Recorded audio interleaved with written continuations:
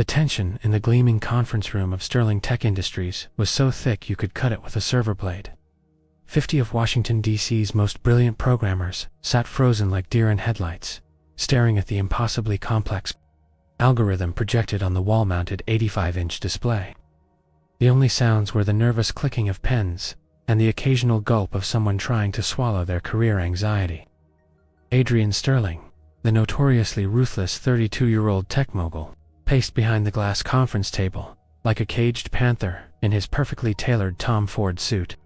His emerald eyes sparkled with the kind of mischief that had earned him both billions and a reputation as Washington's most eligible and most impossible bachelor. The Washington Post had once described him as devastatingly handsome and devastatingly difficult in equal measure.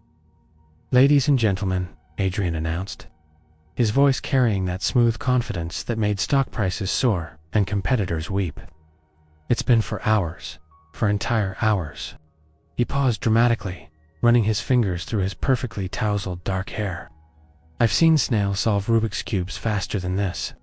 A nervous chuckle rippled through the room, but it died quickly when Adrian's gaze swept over them like a spotlight searching for survivors. "Sir," stammered Marcus Chen, the lead developer, adjusting his thick-rimmed glasses. "This algorithm appears to defy the fundamental laws of quantum mechanics. It's like asking us to make water flow uphill while juggling flaming torches." "Excuses are like bad code, Marcus," Adrian replied with a grin that didn't reach his eyes. "They're everywhere, and they're all garbage." At the back of the room, near the executive coffee station that cost more than most people's cars, Melanie Parker was trying her best to become invisible. At 29, she'd been working as the night shift cleaner for Sterling Tech for 3 years. Armed with nothing but a high school diploma, an obsolete laptop she'd bought at a pawn shop, and an obsession with coding tutorials on YouTube, Melanie adjusted her navy cleaning smock and tried not to stare at the code on the screen, but it was like trying not to look at a beautiful sunset. Her warm hazel eyes traced the lines of logic, and something clicked in her brain like a key turning in a lock. She'd seen this pattern before, not in any textbook, but in the chaotic beauty of data streams she'd analyzed during her late-night coding sessions. "Impossible," whispered Jennifer Walsh, a Stanford graduate with more degrees than a thermometer. "This would require reshaping the entire framework of recursive algorithms." Melanie bit her lip so hard she tasted copper. She wanted to speak up, but what would happen? The infamous Adrian Sterling would probably have her escorted out by security, faster than you could say, "access denied." Adrian checked his Potsec Felipe watch gift to himself after his company's IPO and smiled like a shark who'd just spotted a school of fish. "TikTok. Brilliant minds. You have exactly 10 minutes before I start wondering why I pay you more than some small country's GDP." The panic in the room was palpable. Keyboards clattered like machine guns as desperate programmers threw hail Mary solutions at their screens. Someone started hyperventilating into a paper bag. Another developer put his head in his hands and began what looked suspiciously like the 5 stages of grief, speedrun edition, but Melanie couldn't take it anymore. Something about the code was calling to her like a siren song, and her feet moved before her brain could stop them. She walked toward the front of the room, her sensible sneakers squeaking on the polished marble floor, each step echoing like gunshots in the sudden silence. 50 pairs of eyes turned to stare at her as if she'd just announced she was secretly a unicorn. Adrian's eyebrows shot up so high they nearly disappeared into his hairline. "I'm sorry, miss."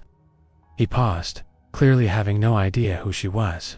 "Despite her working in his building for 3 years, are you lost?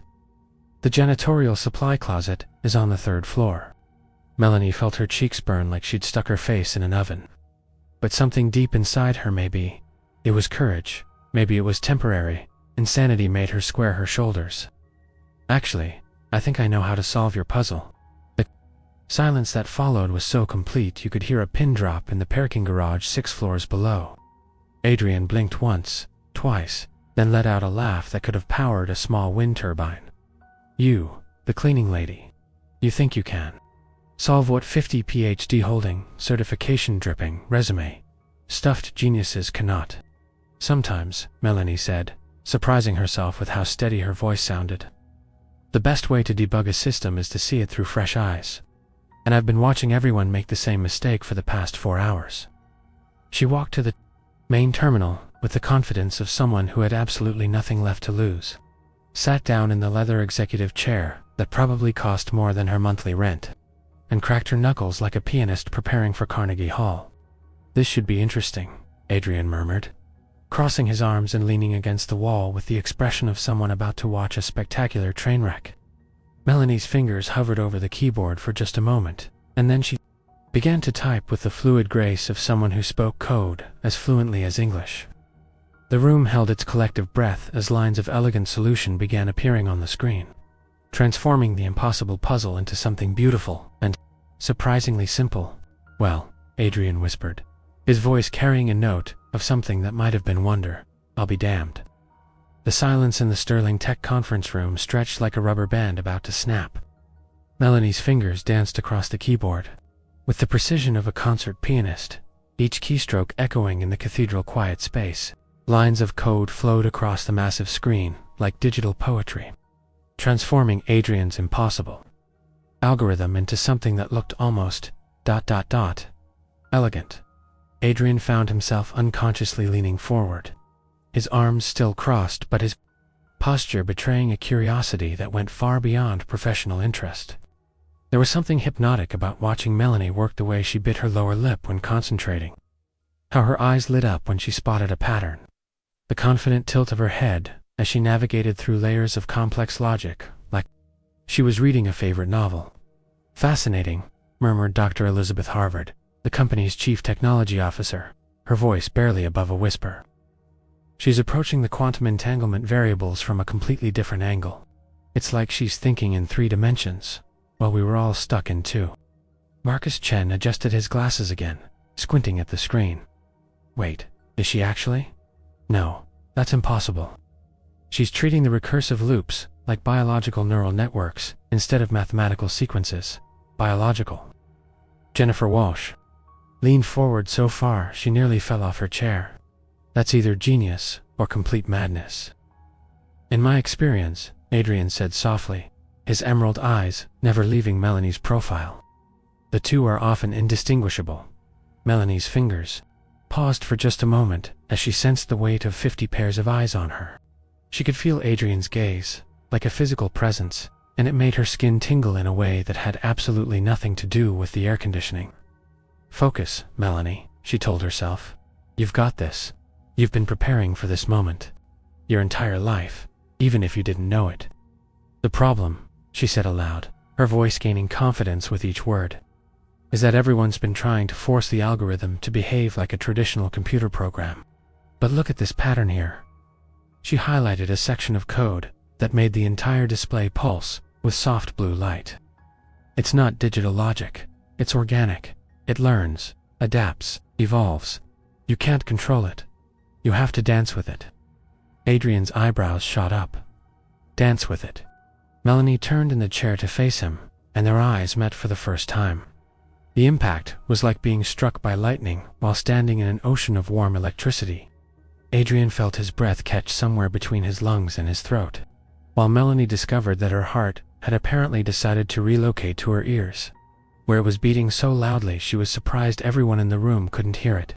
"Imagine," she said, her voice growing stronger, "that you're trying to lead a dance partner who's better than you, smarter than you, and knows steps you've never even heard of. You can't muscle your way through it.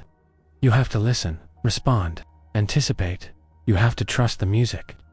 "And what's the music in this case?" Adrian asked, taking a step closer. He told himself it was to get a better view of the screen, but the truth was, he wanted to see if her eyes really were that incredible shade of hazel, or if it was just the lighting. "The data stream itself," Melanie replied, turning back to the keyboard. "Every input, every variable, every seemingly random fluctuation, it's all part of a larger symphony. You just have to know how to listen." Her fingers flew across the keys again, and suddenly, the impossible algorithm began to sing. Numbers cascaded across the screen in perfect harmony. Variables aligned like stars in a constellation, and the recursive loops started spinning in synchronized circles that looked less like code and more like digital ballet. "Holy silicon," breathed Marcus, his face pressed so close to his monitor that his glasses fogged up. It's actually working. The quantum processors are running at 300% efficiency. That's not just impossible, that's magnificently impossible. Dr. Harvard was furiously scribbling notes on her tablet, muttering mathematical formulas under her breath like incantations. The applications are endless. We could revolutionize everything from weather prediction to medical diagnostics to space exploration. But Adrian wasn't looking at the screen anymore.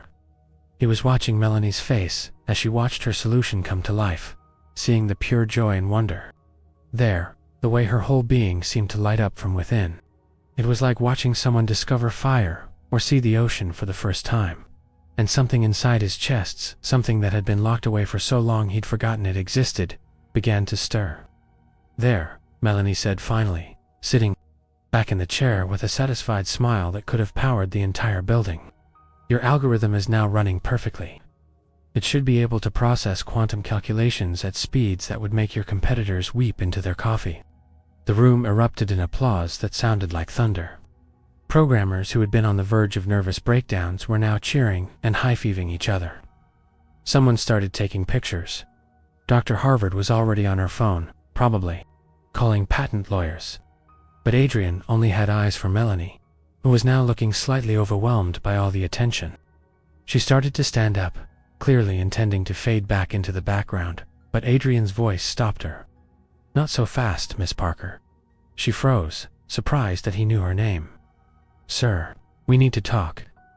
He looked around the room at the celebrating programmers. "All of you, back to work. This celebration can continue at 5 o'clock, with champagne that costs more than your car payments. But right now, we have a company to revolutionize." As the room gradually emptied, filled with excited chatter and the promise of early bonuses, Adrian found himself alone with Melanie for the first time. She stood there in her cleaning smock, looking like she wanted to disappear into the marble floor, while he stood there in his $1,000 suit, feeling more off balance than he had since his first board meeting at age 25. "So," he said, trying to sound casual and failing spectacularly, "where exactly did a night shift cleaner learn to code like that?" Melanie's cheeks flushed pink. "YouTube University, mostly. Some online courses. A lot of late nights and way too much coffee." "YouTube University," Adrian repeated, a smile tugging at the corners of his mouth. "Well, that's a first. I don't think we've ever had a Harvard MBA solved by someone with a degree from YouTube University." "I'm sorry," Melanie said quickly, misreading his expression. "I didn't mean to overstep. I can go back to my cleaning duties now, and we can pretend this never happened."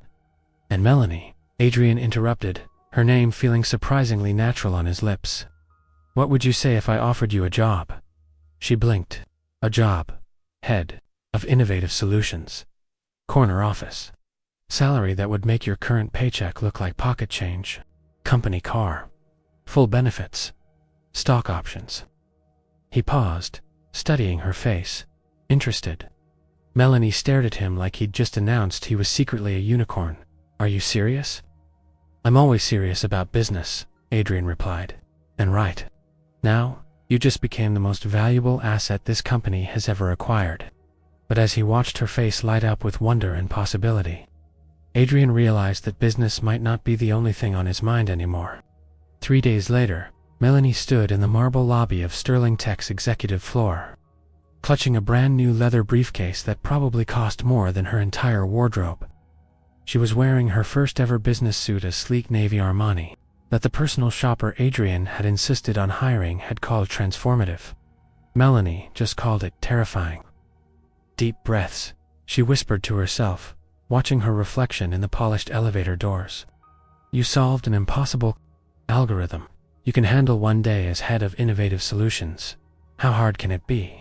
The elevator chimed, and the doors opened to reveal Adrian Sterling in all his devastating glory, looking like he'd stepped out of a magazine spread titled, "Billionaires Who Make Your Heart Skip Beats." He was wearing a charcoal gray suit that fit him like it had been sewn directly onto his body, and when he smiled at her, Melanie's knees went weak enough that she was grateful for the elevator's handrail. Well, Adrian said, his emerald eyes traveling from her perfectly styled hair down to her designer heels. "Look who's ready to conquer the corporate world. You clean up nicely, Miss Parker." "I clean everything nicely," Melanie replied, without thinking, then immediately wanted to disappear into the floor. "I mean, thank you. The suit is, it's very suit-like." Adrian's laugh was warm and rich, like expensive whiskey.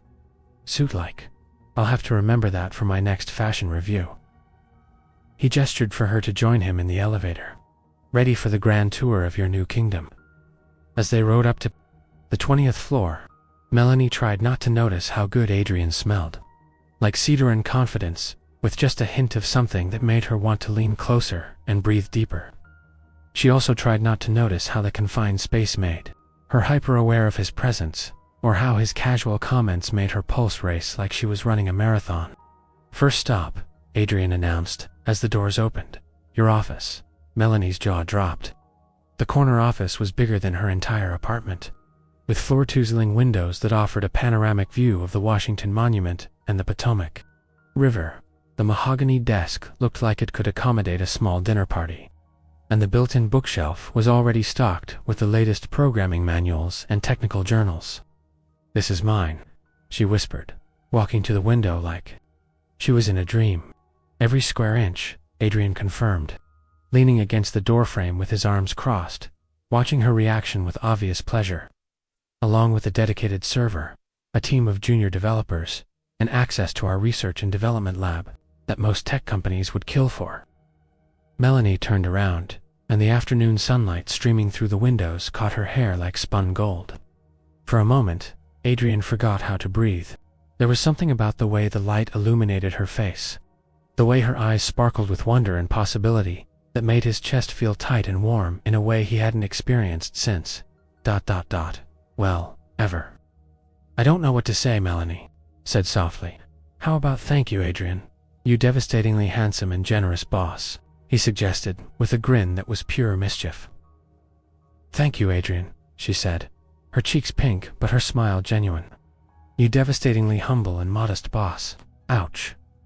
Adrian placed a hand over his heart in mock pain, wounded by sarcasm. "From my newest executive, I may never recover." Their banter was interrupted by a sharp knock on the door. Victoria Blackwell, Sterling Tech's Director of Human Resources, swept into the room like a perfectly manicured hurricane. In her mid-40s, she was the kind of woman who wore pearls to the gym and considered smiling a sign of weakness. "Mr. Sterling," Victoria said, her voice crisp enough to cut glass, "I need to speak with you about this situation." Adrian's expression cooled several degrees. "What situation would that be, Victoria?" "The situation where you've promoted a janitor to executive level without following proper protocols, background checks, or board approval." Victoria's gaze flicked to Melanie like she was examining something unpleasant on the bottom of her shoe. "Surely you can see how this appears to the other employees." The temperature in the room dropped to 2 Arctic levels. Melanie felt her stomach clench with familiar shame, the same feeling she'd carried for years of being invisible, overlooked, not quite good enough. "Actually," Adrian said, his voice taking on the dangerous quiet that made stock markets tremble, "what I see is the woman who solved a problem that stumped 50 PhD holders, potentially saving this company millions in development costs. What I see is innovative thinking and raw talent that can't be taught in any business school." He took a step closer to Victoria, and even Melanie could feel the intimidation radiating from him. "What I don't see is how any of that is your concern." Victoria's perfectly applied lipstick formed a thin line. "The board will have questions. Then they can ask me directly," Adrian replied smoothly. "Was there anything else?" After Victoria swept out in a cloud of expensive perfume and barely contained fury, the office felt like the aftermath of a thunderstorm. Melanie sank into the leather chair behind her new desk, suddenly feeling very small in her very large office. "I'm sorry," she said quietly. "She's right, you know. This is going to cause problems for you." Adrian walked around the desk and perched on the edge, close enough that she could see the gold flecks in his green eyes. "Melanie, look at me." She raised her eyes to meet his, and something in his expression made her breath catch. "I didn't." Promote you because I felt sorry for you, he said, his voice gentle but firm. I promoted you because you're brilliant, innovative, and exactly what this company needs. Victoria Blackwell has been trying to run my business by committee for 3 years, and I've been looking for an excuse to remind her who's actually in charge around here. But what if I fail? The question escaped before Melanie could stop it, revealing the fear that had been gnawing at her since accepting the position. Adrian leaned closer. Close enough that she could see her reflection in his eyes. What if you don't? For a moment, they stayed frozen like that, the air between them charged with possibility. Then Adrian's phone buzzed, breaking the spell, and he straightened up. With obvious reluctance. Emergency board meeting, he said, glancing at the screen. Apparently Victoria works fast. He looked back at Melanie with a reassuring smile. Don't let her get in your head. You belong here, and I'll make sure everyone knows it. After he left, Melanie sat alone in her magnificent office, watching the sun set over the nation's capital. Tomorrow, she would dive into her new role. Prove herself worthy of Adrian's faith in her. And try to ignore the growing flutter in her chest every time he looked at her like she was something precious. But tonight, she allowed herself to wonder if maybe, just maybe, fairy tales could happen to cleaning ladies who knew how to code. Outside her window, the Washington Monument stood tall against the darkening sky. A symbol of dreams built from nothing but vision and determination. For the first time in her life, Melanie felt like she was exactly where she belonged. Even if she had no idea what tomorrow would bring. 2 weeks into her new position, Melanie had discovered several important facts about corporate life.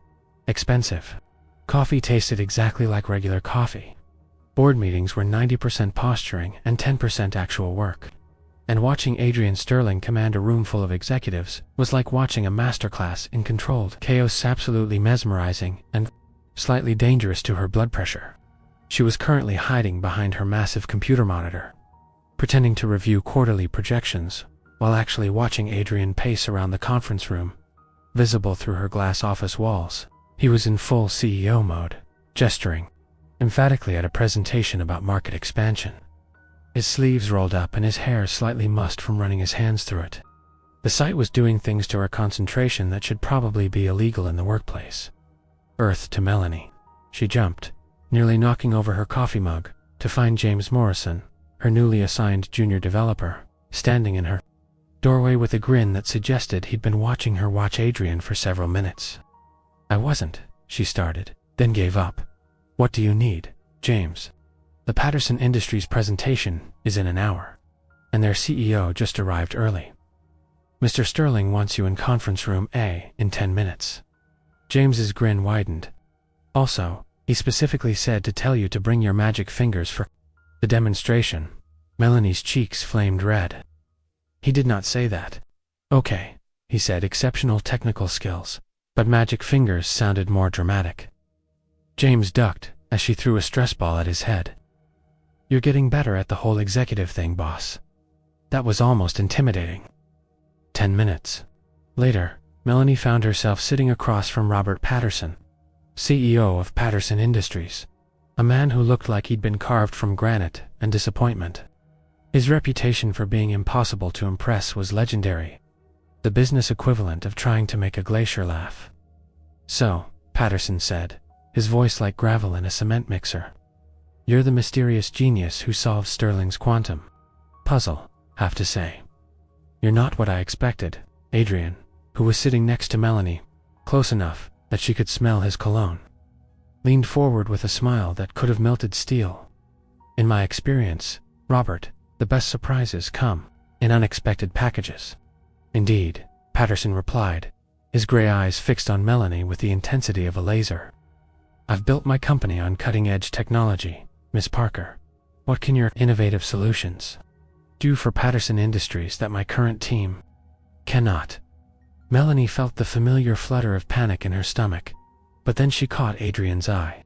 He gave her the smallest nod, and somehow that was enough to steady her nerves. Mr. Patterson, she said, pulling up her presentation on the wall-mounted display. What if I told you that we could increase your manufacturing efficiency by 400%, while reducing your energy costs by half? Patterson's eyebrows rose about a millimeter, which for him was equivalent to jumping up and down with excitement. I'd say you were either a genius or selling snake oil. Show me. For the next 30 minutes, Melanie walked Patterson through her revolutionary approach to industrial automation, combining quantum computing with adaptive artificial intelligence. She watched his expression change from skeptical to interested, to something that might have been awe, while Adrian watched her with an expression that made her heart do acrobatics. Remarkable, Patterson said finally. This could revolutionize the entire manufacturing industry. He turned to Adrian. I want to partner with Sterling Tech on this project. Full implementation across all my facilities. That's a contract, Adrian said, his voice carefully neutral. Make it 75 million, Patterson replied. I want exclusive rights for the first year. After Patterson left with promises to have contracts drawn up by the end of the week, Adrian and Melanie found themselves alone in the conference room. The silence stretched between them, charged with unspoken tension and the afterglow of professional triumph. $75 million, Adrian said finally, his voice filled with something that might have been wonder. Is that good? Melanie asked, suddenly realizing she had no idea what constituted success in the corporate world. Adrian turned to look at her, and the expression on his face made her breath catch. Melanie, that's the largest single contract in Sterling Tech's history. You just secured the future of this company for the next 5 years. Before she could respond, he was standing, moving toward her with purposeful steps that made her pulse race. You realize what this means? That I get to keep my corner office? She managed, her voice barely above a whisper. It means, Adrian said, stopping directly in front of her chair, that you're officially the most valuable person in this building, including me. They were close enough now that she could see the gold flecks in his green eyes, could count his eyelashes if she wanted to. The air between them seemed to shimmer with possibility, and when Adrian reached out to tuck a strand of hair behind her ear, Melanie felt like she might spontaneously combust. Melanie, he said softly, her name sounding like poetry on his lips. Yes, she breathed. Would you like to have dinner with me tonight? To celebrate, of course, of course. Right, business dinner. Completely professional. Never mind that the way he was looking at her made her feel like she was the only woman in the world. I'd like that, she said, surprised by how steady her voice sounded when her insides felt like they were doing the tango. Adrian's smile was blinding. Perfect. I'll pick you up at 7.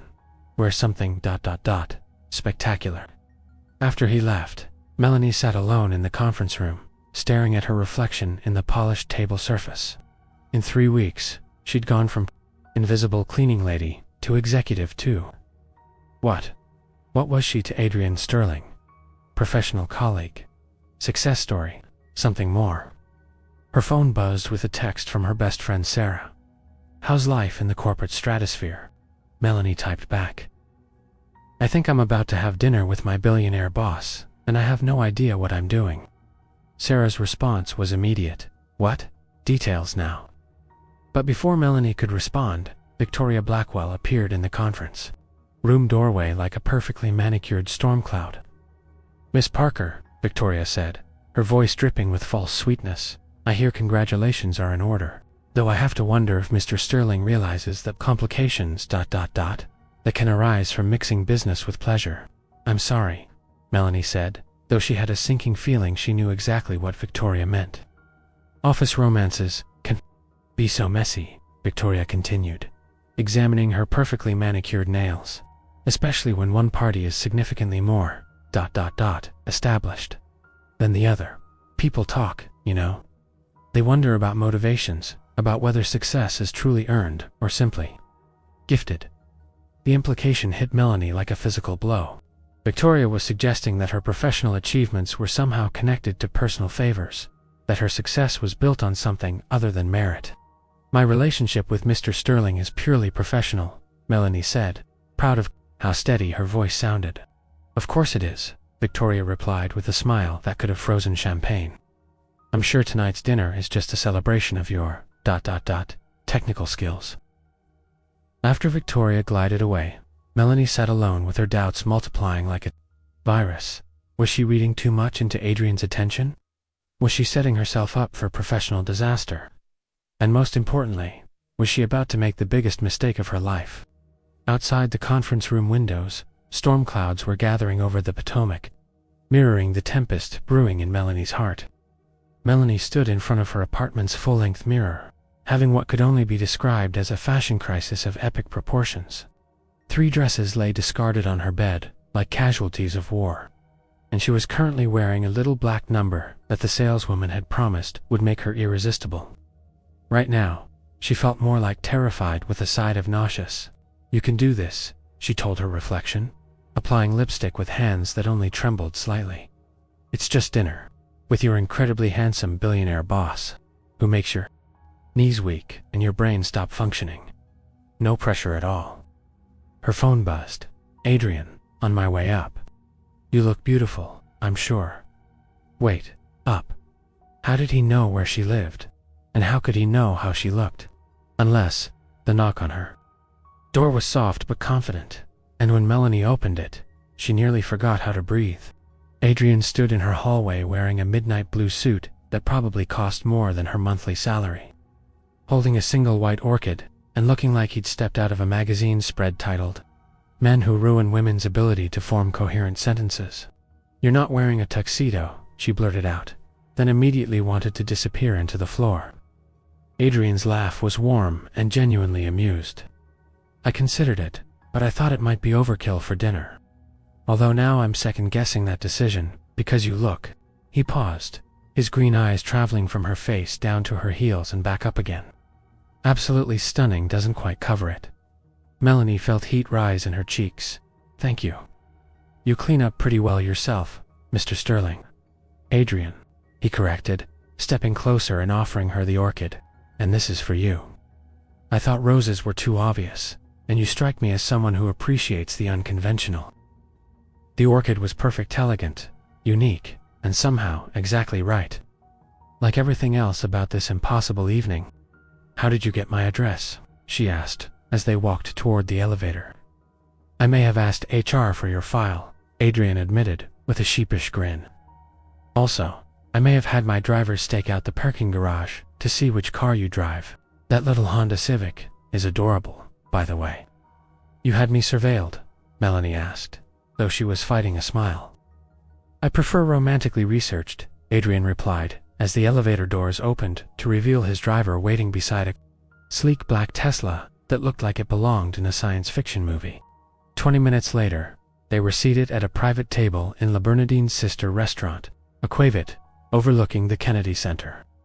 The ambiance was intimate without being overwhelming. Soft lighting, quiet jazz, and a view of the Potomac that sparkled like scattered diamonds in the evening light. "So," Adrian said, swirling his wine glass, "tell me something I don't know about Melanie Parker." "That's a pretty broad category," Melanie replied, taking a sip of wine that probably cost more than her weekly grocery budget. "What would you like to know?" "Everything," Adrian said simply, and the sincerity in his voice made her heart skip several beats. For the next hour, they talked like they'd known each other for years, instead of weeks. Melanie told him about growing up with a single mother who worked 3 jobs, about teaching herself to code in the public library, about her dream of someday starting a non-profit to teach programming to underprivileged kids. Adrian shared stories about building his company from nothing, about the loneliness of success, about his secret addiction to terrible reality TV shows. "You watch The Bachelor?" Melanie asked, nearly choking on her wine. "Religiously," Adrian admitted with a grin. "It's my guilty pleasure. There's something fascinating about watching people make spectacularly bad romantic decisions while I eat takeout in my penthouse. That's either very self-aware or deeply tragic," Melanie said, laughing. "Probably both," Adrian replied, his eyes twinkling with mischief. "Though I have to say, my own romantic track record isn't exactly stellar. Apparently, I'm emotionally unavailable and married to my work, at least according to my last 3 girlfriends." "Were they right?" Melanie asked, then immediately regretted the question. "Sorry, that's too personal." "No, it's a fair question," Adrian said, leaning forward slightly. "And yes, they were absolutely right. I've never met anyone who made me want to be more than what I am. Until recently, The air between them crackled with unspoken meaning, and Melanie felt like she was standing on the edge of a cliff, equal parts terrified and exhilarated. "Adrian," she started, but her words were interrupted by his phone ringing. "I'm sorry," he said, glancing at the screen with a frown. "It's the emergency line. I have to take this." As Adrian stepped away to take the call, Melanie sat alone at their table, watching the lights reflect on the water and trying to process what was happening between them. This felt real, deeper than workplace attraction or corporate celebration. This felt like something that could change everything. Melanie. She turned to find Victoria Blackwell standing beside their table, looking like she'd stepped out of a fashion magazine dedicated to perfectly calculated cruelty. She was wearing a stunning red dress that probably cost more than Melanie's monthly rent, and her smile could have flash frozen a volcano. "Victoria," Melanie said, her stomach immediately nodding. "What are you doing here?" "I'm having dinner with the Patterson Industries board members," Victoria replied, gesturing toward a large table across the restaurant where several serious-looking men in expensive suits were deep in conversation. "Imagine my surprise when I spotted you here with our dear Adrian. Such a lovely coincidence." "It's not what you think," Melanie said automatically. "Oh, my dear," Victoria said, her voice dripping with false sympathy. "I think it's exactly what everyone will think. The timing is quite remarkable, isn't it? You solve one little problem, land the biggest contract in company history, and suddenly you're having romantic dinners with the CEO." She leaned closer, her voice dropping to a whisper. "People are already talking, you know, wondering how a cleaning lady with no formal education suddenly became so indispensable." Each word hit Melanie like a physical blow. "My work speaks for itself, does it?" Victoria asked, tilting her head with mock concern. "Because from where I'm sitting, it looks like your work is speaking for Adrian's personal interests. And when word gets out tanned, it will get out about this cozy dinner. Well, I'm sure the board will have some very interesting questions about the legitimacy of that Patterson contract." "Are you threatening me?" Melanie asked, her voice barely steady. "I'm warning you," Victoria replied, straightening up with a satisfied smile. "Adrian Sterling is a brilliant businessman, but he's also a man. And men in power have a tendency to confuse professional competence with personal attraction. Don't let yourself become another cautionary tale." Victoria glided away just as Adrian returned to the table, his expression troubled. "I'm sorry about that," he said, sitting down. "There's been a security breach in our London office. Nothing major, but—" He stopped, studying Melanie's face. "What's wrong? You look like you've seen a ghost." "I think I'm feeling a bit overwhelmed," Melanie said, which was technically true. "This is all very new for me. The job, the success, the—" She gestured vaguely between them. "The U.S." Adrian supplied softly. "Is there an us?" The question escaped before she could stop it, carrying all her fears and Victoria's poisonous doubts. Adrian reached across the table and took her hand, his touch sending electricity up her arm. "I'd like there to be," he said simply. "Melanie, I know this is complicated. I know there are professional considerations and power dynamics and a dozen reasons why this might be a terrible idea. But I also know that I haven't felt this way about anyone in well ever." His honesty was devastating and perfect, and everything she wanted to hear. It was also everything Victoria had warned her against. "Adrian," she said softly, pulling her hand away, "I think we should keep things professional, at least until I've proven myself independently of this." The hurt that flashed across Adrian's face was quickly replaced by understanding, but not before Melanie saw it and felt her heart break a little. "Of course," he said, his voice carefully neutral. "You're absolutely right. Professional boundaries are important." The rest of dinner passed in polite conversation that felt like a funeral for something beautiful that had died before it could fully live. When Adrian dropped her off at her apartment, he walked her to the door like a perfect gentleman. But the easy intimacy from earlier in the evening was gone, replaced by a careful distance that felt like winter. "Thank you for dinner," Melanie said, standing in her doorway.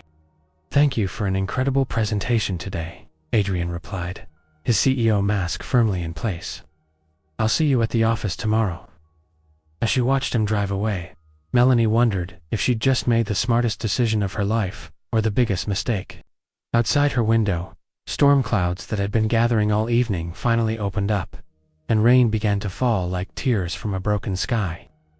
3 weeks of professional distance had turned Sterling Tech's 20th floor into an Arctic wasteland of polite emails and carefully neutral interactions.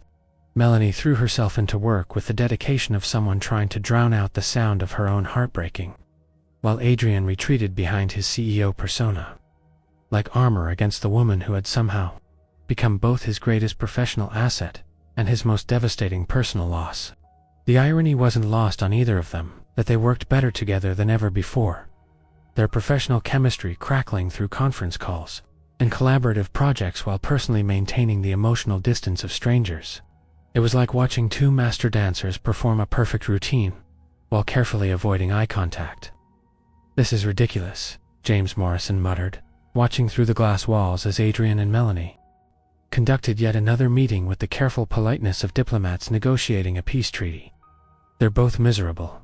Everyone can see they're crazy about each other, and we're all walking around pretending not to notice the elephant wearing a broken heart in the room." Dr. Elizabeth Harvard looked up from her tablet. "Did you just mix 3 metaphors in one sentence?" "Focus," Harvard James replied. "Operation Cupid needs to commence before they both die of terminal politeness." "Operation Cupid?" Dr. Harvard raised an eyebrow. "I've been planning this for days. Trust me, I watch a lot of romantic comedies. I know how this works."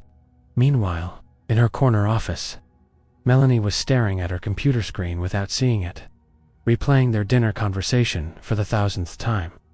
Had she made the right choice? Victoria's words echoed in her mind like a virus, poisoning every interaction with doubt. Was their connection real, or was she just another cautionary tale waiting to happen? Her brooding was interrupted by an urgent email from James. "Emergency server room crisis. Need you and Mr. Sterling immediately." Code red situation. Melanie's heart sank. A server crisis could cripple their Patterson Industries implementation. She grabbed her laptop and rushed toward the server room, nearly colliding with Adrian in the hallway. For a moment, they stood frozen, close enough to touch, their eyes meeting for the first time in weeks. "Server emergency?" Adrian asked, his voice carefully neutral despite the way his pulse jumped at her proximity. James's email said code red, Melanie replied, trying to ignore how good he smelled. How the afternoon light from the windows made his eyes look like emeralds. They descended to the server room in silence that felt heavier than the humidity-controlled air. But when the doors opened, instead of flashing red emergency lights and the chaos of crashed systems, they found the server room transformed into something that belonged in a fairy tale. Hundreds of tiny LED lights had been strung between the server racks, creating a canopy of stars. The usual industrial humming had been replaced by soft jazz music. And in the center of the room, a small table had been set with champagne and what appeared to be takeout from their favorite Thai restaurant. James stood beside the table, wearing a bow tie and a grin that could have powered the entire building. "Surprise," he announced, with the theatrical flair of a magician pulling a rabbit from a hat. "Welcome to Sterling Tech's first annual Stop Being Idiots and Admit You Love Each Other intervention." "James," Adrian said, his voice carrying that dangerous CEO tone, "what exactly is going on here?" "Intervention," James repeated cheerfully, completely unimpressed by his boss's intimidation. "Tactics. Dr. Harvard and I have conducted extensive research, K.A. We asked everyone in the building, and the unanimous conclusion is that you two are driving each other and everyone else absolutely insane with this professional politeness charade." "This is inappropriate," Melanie said, though her eyes kept drifting to the twinkling lights that made the sterile server room look magical. "You know what's inappropriate," Dr. Harvard said, appearing from behind a server rack where she'd apparently been hiding. "Watching two brilliant people throw away something extraordinary because they're afraid of what other people might think. The Patterson contract," Melanie started, "is legitimate, groundbreaking, and has nothing to do with your personal relationship." Dr. Harvard interrupted. "I've reviewed every aspect of your work, Melanie. Your innovations are revolutionary. Anyone who suggests otherwise is either jealous or ignorant." Adrian turned to look at Melanie, his carefully maintained composure cracking. "Is that what this is about? You think your professional achievements are somehow tainted by personal feelings?" Victoria said Melanie began. Victoria Blackwell. Adrian's laugh was sharp and incredulous. The woman who's been trying to undermine my authority since the day I took over this company. The same Victoria who's been spreading rumors about office favoritism, while simultaneously trying to get her own nephew hired as chief technology officer. Melanie's eyes widened. I didn't know about her nephew. There's a lot you don't know, Adrian said, taking a step closer. Like the fact that I had 3 independent consultants review your work before offering you the promotion. Like the fact that the Patterson Industries board specifically requested to work with you after seeing your presentation. Like the fact that Victoria has been actively campaigning to have you removed, because your success makes her look incompetent. Oh, Melanie said, in a small voice. Oh, indeed, James chimed in helpfully. Also, fun fact, Mr. Sterling has been walking around like a zombie for 3 weeks, drinking approximately 17 cups of coffee per day, and staring longingly at your office like a lovesick teenager. James, Adrian warned. It's true, Dr. Harvard added. Yesterday, I caught him practicing what he was going to say to you in the reflection of his office window. It was simultaneously adorable and pathetic. Adrian ran his hands through his hair, a gesture Melanie had learned meant he was either frustrated or about to make a decision that would change everything. You want to know the truth, Melanie? The absolute, unvarnished truth. She nodded, not trusting her voice. I fell for you the moment you sat down at that computer and solved my impossible puzzle, Adrian said, his voice soft, but carrying clearly in the enclosed space. Not because you were brilliant, though you aren't. Because you saved my company. Millions of dollars, though you did, but because you looked at something everyone else said was impossible, and saw possibility. You saw beauty in chaos, solutions in problems, hope where others saw failure. He took another step closer. You didn't just solve my algorithm, Melanie. You solved something in me I didn't even know was broken. The silence that followed was broken only by the soft humming of servers and the barely audible sound of Melanie's heart breaking and rebuilding itself simultaneously. I fell for you too, she whispered, the words tumbling out like they'd been waiting behind a dam that had finally burst. From the very beginning, even when I was terrified and convinced I was completely out of my league. You made me feel like I could be more than I ever imagined. So, James said into the charged silence, are you two going to kiss now? Or do Dr. Harvard and I need to lock you in here until you come to your senses? Adrian laughed, the first genuine laugh Melanie had heard from him in weeks. I think we can manage without being imprisoned, thank you.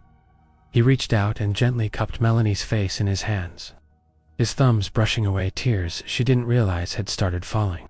Melanie Parker, brilliant programmer, revolutionary thinker, and the woman who turned my carefully ordered world completely upside down. Would you like to try this again? Professionally and personally, consequences be damned. Yes, she breathed. And then his lips were on hers, and the world exploded into starlight and possibility. The kiss was soft and sweet and full of promise, tasting like champagne and new beginnings. When they finally broke apart, both breathing hard, Melanie realized that sometimes the best algorithms were the ones written by the heart. So, Adrian said, his forehead resting against hers, now that we've gotten that sorted out, would you like to have dinner with me? I promise no interruptions from HR directors with questionable motives. I'd love to, Melanie replied, her smile bright, enough to power the entire server room. But first, I think we owe James and Dr. Harvard a very expensive thank you dinner. Deal, Adrian said, then turned to their self-appointed matchmakers. You two are either getting promotions or getting fired. I haven't decided which yet. Promotions, James said immediately. Definitely promotions. We just saved your love life and probably prevented you from becoming one of those tragic billionaire bachelors who dies alone surrounded by cats and regret. I'm allergic to cats, Adrian pointed out. See, we definitely saved you. 6 months. Later, Melanie stood in the same conference room where she'd first solved Adrian's impossible puzzle. But now, she was the one presenting an impossible challenge. The room was filled with young programmers from the non-profit coding school she'd started with Adrian's support. All of them looking at her latest algorithm with the same mixture of awe and terror that had once filled this room.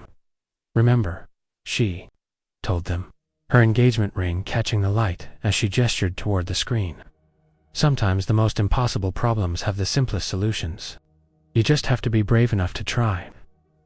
From the back of the room, Adrian watched his fiancée inspire the next generation of innovators, and his heart swelled with pride and love and the quiet satisfaction of a man who had found his perfect algorithm, not in code, but in the brilliant, extraordinary woman who had changed his life with nothing more than courage and a willingness to see possibility where others saw only problems.